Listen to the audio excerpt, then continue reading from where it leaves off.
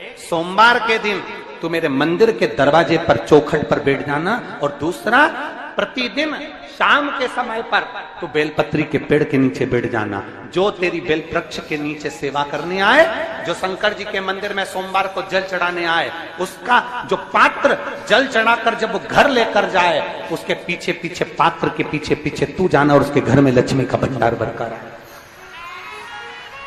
लक्ष्मी बेलपत्र के वृक्ष के नीचे तू विराजमान हो जा। उस बेलपत्र के वृक्ष के नीचे जो बुआरी लगाए, सेवा करे, चाकरी करे, एक बेटी को जैसे बड़ा करते हैं वैसे बेलपत्री के वृक्ष को जो बड़ा करे, बेलपत्री के वृक्ष का जो पालन करे, पोषण करे, उसकी संभाल करे, उस बेलपत्री के वृक्ष को जैसे जैसे वो उन्नति करे वैसे वैसे उसके घर में समृद्धि बढ़ते जाए। उस जिसका खुद का मकान नहीं हो, खुद का मकान नहीं हो, किराए के मकान में रहते रहते जिंदगी बीत रही, खुद का नहीं, और बहुत दुख का जीवन चल रहा हो, बहुत कष्ट का जीवन, बहुत अपना खुद का कोई मकान नहीं, मान लो प्लाट है पर मकान बन नहीं रहा, या कोई प्रॉपर्टी अपनी नहीं बन रही, तो हम इस व्यासपीठ से कहना चाहेंगे कि एक प्रयोग अवश्य करिएगा, एक प्रयोग अवश्य।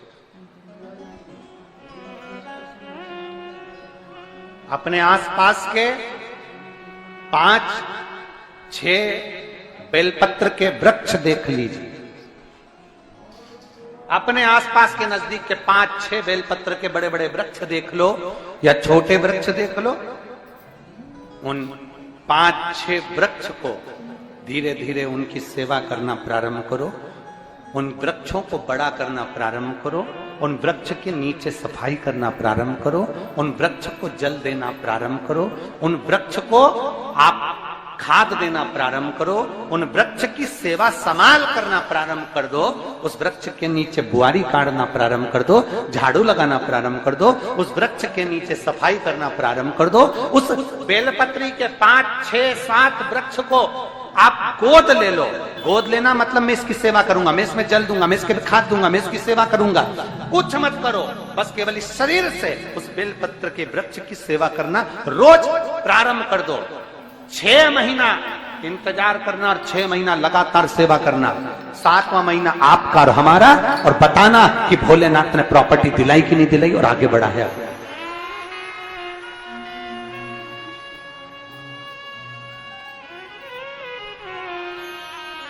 एक बेलपत्र का वृक्ष जिसके नीचे माता लक्ष्मी विराजमान होती है, एक बेलपत्र के वृक्ष के नीचे लक्ष्मी रहती है।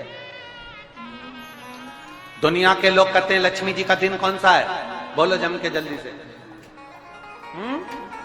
शुक्रवार। दुनिया के लोग कहते हैं लक्ष्मी जी का दिन शुक्रवार है, पर माता लक्ष्मी से पूछा जाए कि तुम्हारी माता ख्याति देवी नारायण भगवान के साथ तुम्हारी शादी नहीं कर रही थी, शंकर को लक्ष्मी दे रही थी, तब तुमने भगवान शंकर से विनती करी, भोले बाबा मैं नारायण से प्रेम करती हूं, भगवान नारायण से मेरा विवाह हो। तो माता ख्याति देवी से शंकर भगवान ने विनय कर कर कहा कि लक्ष्मी जी का विवाह नारायण के साथ कर दिया जाए। भगवान नारायण के साथ जब लक्ष्मी जी का विवाह हो गया, तब लक्ष्मी जी हाथ जोड़कर बोलती हैं, बाबा मेरा विवाह नारायण के साथ हो गया, पर मैं आपके चरणों की सेवा करना चाहती हूँ, बाबा आप कृपा करिए कि मैं क्या करूं आपके लिए। शंकर भगवान कहते हैं, लक्ष्मी बस 2 चीजें कर दे, एक सोमवार के दिन तू मेरे मंदिर के दरवाजे पर चौखट पर बैठ जाना, और दूसरा प्रतिदिन शाम के समय पर तू बेलपत्री के पेड़ के नीचे बैठ जाना। जो तेरी बेल वृक्ष के नीचे सेवा करने आए, जो शंकर जी के मंदिर में सोमवार को जल चढ़ाने आए, उसका जो पात्र जल चढ़ाकर जब वो घर लेकर जाए, उसके पीछे पीछे पात्र के पीछे पीछे तू जाना और उसके घर में लक्ष्मी का भंडार भरकर आए। लक्ष्मी बेलपत्र के वृक्ष के नीचे तू विराजमान हो जा। उस बेलपत्र के वृक्ष के नीचे जो बुआरी लगाए, सेवा करे, चाकरी करे, एक बेटी को जैसे बड़ा करते हैं वैसे बेलपत्री के वृक्ष को जो बड़ा करे, बेलपत्री के वृक्ष का जो पालन करे, पोषण करे, उसकी संभाल करे, उस बेलपत्री के वृक्ष को जैसे जैसे वो उन्नति करे वैसे वैसे उसके घर में समृद्धि बढ़ते जाए, उसके घर में वैभव बढ़ते जाए। ये शंकर भगवान माता लक्ष्मी से करे, भगवान शिव माता लक्ष्मी से करे। तो भस्म, अगर शिव के मंदिर में भस्म मिल जाए, शंकर पर चढ़ी हुई भस्म अगर मिल जाए तो, और अगर भस्म ना मिले ना, तो शंकर के जो शंकर भगवान का जो शिवलिंग है, शिवलिंग के आसपास में जो जलाधारी है, यहाँ अगर भस्म ना मिले तो इस जलाधारी पर अपना हाथ स्पर्श कर कर अपने तन पर उसको लगाकर जरूर आओ। भस्म एक शंकर पर चढ़ा हुआ जल, दूसरे नंबर पर है शंकर पर चढ़ी हुई भस्म। ये दो स्पर्श जरूर, स्पर्श। एक भस्म का एक बड़ा सुंदर चरित्र आता है। दूसरा, जिस भूमि पर बैठकर कथा सुनो उसकी रज को अपने मस्तक पर थोड़ा सा लगाकर अवश्य जाओ, वो जीवन का एक आनंद है। और शंकर के मंदिर में जाओ तो दो चीजें अवश्य लेकर आओ। पहला, शंकर जी पे चढ़ा हुआ, जम के बोलो, जल अवश्य लेकर आओ। क्योंकि जब तुम जल लेकर आते हो, पात्र लेकर आते हो, तो मेरा महादेव लक्ष्मी जी को तुम्हारे पीछे पीछे तुम्हारे घर तक भेज देगा। चढ़ी हुई बेलपत्र मत खाओ, लोग कहेंगे शंकर पर चढ़ा हुआ ये मत खाओ। हम इस व्यासपीठ से निवेदन करना चाहेंगे कि आप अगर दिल रखकर अपने बाबा से कहोगे ना, तो बाबा पर चढ़ा हुआ जो जल है ना, वो जल साधारण नहीं रहता। मेरा भोलेनाथ जब दुनिया को अमृत देता है तो तुमको भी अमृत दे देता है। दो चीजें कभी मत छोड़ो। अगर मंदिर में गए हो तो दो चीजें कभी मत छोड़ो। कथा में गए हो तो दो चीजें कभी मत छोड़ो। एक, कथा श्रवण करना। दूसरा, जहां कथा बैठकर सुनते हैं वहां की रज को अपने मस्तक पर लगाना।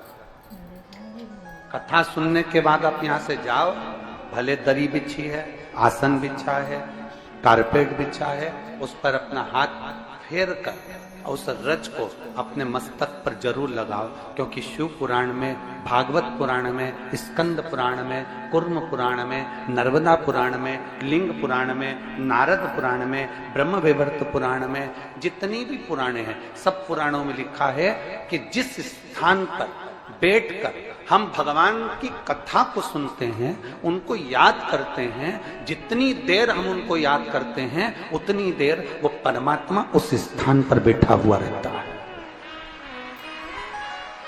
हाथ रखकर बोलना, शंकर भगवान से तुम्हारा रिश्ता कौन सा?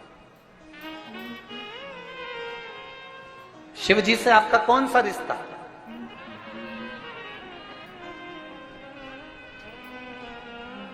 शंकर भगवान को आप क्या मानते हो? हमने आपको एक संबंध बताया था कि सीहोर कुबेरेश्वर धाम आपका मायका है, तो हम आपके भाई हैं, तो शंकर भगवान आपके पिता हैं, आपके बाप हैं, आपका बाबा है, आपका दादा है।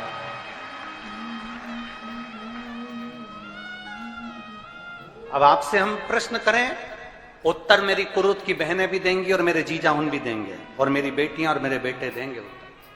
आपसे प्रश्न करें, अगर बेटी को दुख होगा तो क्या वो अपने बाप से नहीं कहेगी? बोलो तो जम के।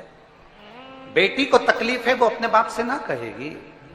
बेटे को तकलीफ है तो वो अपने पिता से, अपनी मां से नहीं कहेगा, मम्मी मुझे ये तकलीफ है, पापा मुझे ये दुख है, मां मुझे ये तकलीफ है, पिताजी मुझे ये कष्ट है।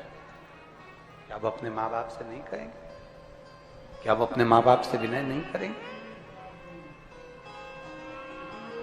और माँ, पिता, फिर उसके करीब में, उसके नजदीक में जो भी होता है वो माँ बाप निकाल कर उसको दे देते हैं, माता पिता उसको दे देते हैं। माता, लोग कहते हैं कि शंकर जी पे चढ़ा हुआ जल मत पियो, लोग कह देते हैं शंकर जी पे चढ़ी हुई बेलपत्र मत खाओ। कोई इस बहन से पूछे, सुनीता सोनी से, कि शंकर पर चढ़े हुए जल से उसकी गांठ जो डबल से उसके शरीर में आ गई थी वो समाप्त हो गई, तो जरा विश्वास करिएगा कि एक बेटी अपने माँ बाप से ही तो कहेगी, और बाप के पास में जो होगा वही तो अपनी बेटी को देगा दुख को मिटाने के लिए। तो मेरे शंकर भगवान के पास तो उसका चढ़ा हुआ जल है। दूसरा, जिस भूमि पर बैठकर कथा सुनो उसकी रज को अपने मस्तक पर थोड़ा सा लगाकर अवश्य जाओ, वो जीवन का एक आनंद है। और शंकर के मंदिर में जाओ तो दो चीजें अवश्य लेकर आओ। पहला, शंकर जी पे चढ़ा हुआ जम के बोलो, जल अवश्य लेकर आओ, क्योंकि जब तुम जल लेकर आते हो, पात्र लेकर आते हो, तो मेरा महादेव लक्ष्मी जी को तुम्हारे पीछे पीछे तुम्हारे घर तक भेज दे। दो चीजें लेकर अवश्य आओ, और शिव पुराण में जाओ तो दो चीजें लेकर अवश्य जाओ। पहले नंबर पर शंकर की कथा और अपने अंदर विश्वास कि मेरे महादेव की मैंने कथा सुनी है, अब मैं भटकूंगी नहीं, सारी दुनिया में मैंने ठोकर खा ली, अब कहीं ठोकर नहीं खाऊंगी, अब तो दरवाजे पर महादेव के जाऊंगी, बाकी की दूसरा, कथा में बैठी हूं बाबा के इस रज को, ये रज नहीं है, ये धूल नहीं है, ये मेरे बाबा के कैलाश 12 ज्योतिर्लिंग का चंदन है, इसको मस्तक चढ़ाऊंगे अपने हृदय से। लाते हो आप लोग? हाथ उठाओ जरा, रख लो, बहुत बढ़िया, प्रणाम आपको सभी को, नमन। 2 बूंद जल लेकर आओ, बदला नहीं पियो तो उस जल को अपने घर में छीन लो।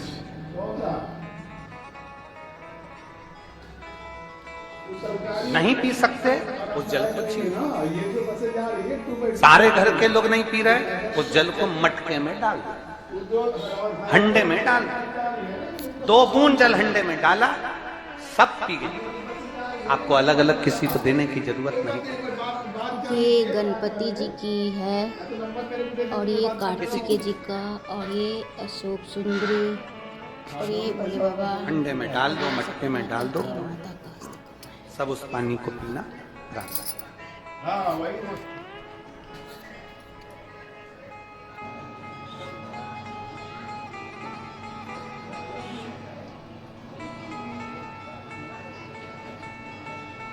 उस जल के महत्व को जो बच्चों का दर्द नहीं देख सकते, जब माता पिता अपने बच्चों का दर्द नहीं देख सकते तो देव अधिदेव महादेव तुम्हारा दर्द कैसे देखेंगे? वो भी तो काटेंगे तुमको, वो भी तो कष्ट मिटाएंगे। 2 चीजें कथा में जाकर ले, एक जहां जगह मिल जाए वहां बैठकर कथा सुनो, धूप लगे, पंडालों की इतनी व्यवस्था नहीं हो पाती है, पंडाल लगाने वाले, टेंट लगाने वाले टेंट लगा लगा के थक जाते हैं, तो अपने साथ एक छाता लेकर चलो,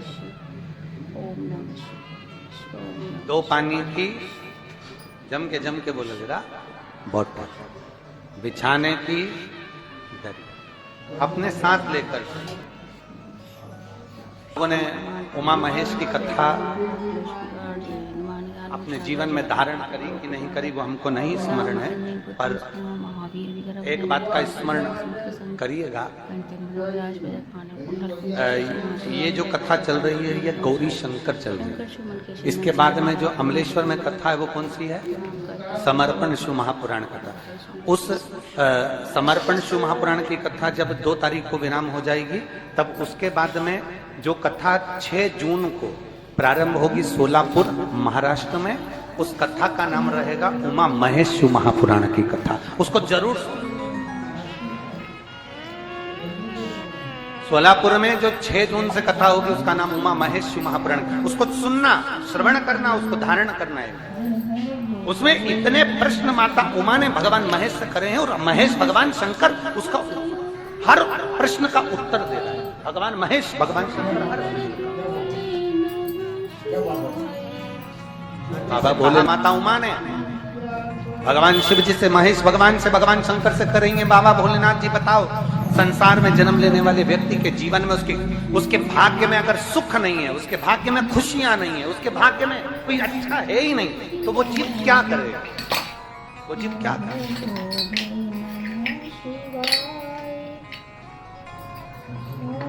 भगवान शंकर कह रहे हैं, पार्वती